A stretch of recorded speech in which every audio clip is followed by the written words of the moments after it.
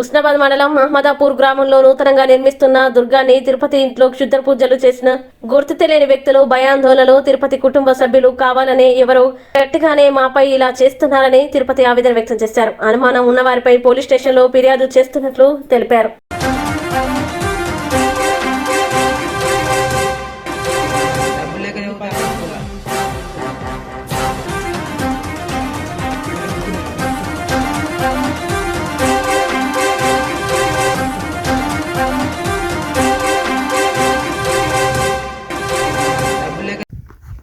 మేము కొత్తగా ఇల్లు కన్స్ట్రక్షన్ స్టార్ట్ చేసుకున్నాము.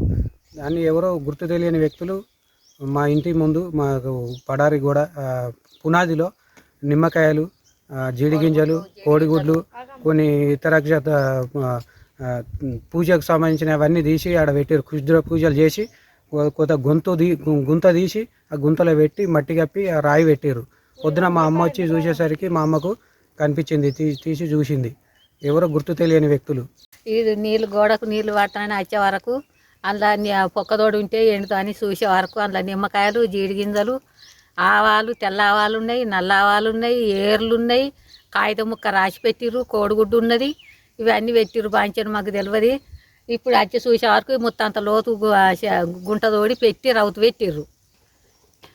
చూసే వరకు అన్ని తీర్లు ఉన్నాయి. అయ్యా బాంచను మరి మేము చచ్చేతందుకు పెట్టిర్రో బతికేతందుకో బాంచను మమ్మల్ని చంపుతారు, వాళ్ళు మమ్మల్ని ఉంచేటట్లేరు. బాంచను మాకు అవి చేయబట్టి ఎప్పుడు ఏం చేస్తారు అన్నది భయం అవుతుంది. బాంచను మాకు ఎప్పుడు ఏం చేసిపోతారో ఎట్లనో అన్నది మాకు డౌట్ ఉన్నది. బాంచను మరి ఏం చేస్తారో అయ్యా మాకైతే పాన భయం ఉన్నది.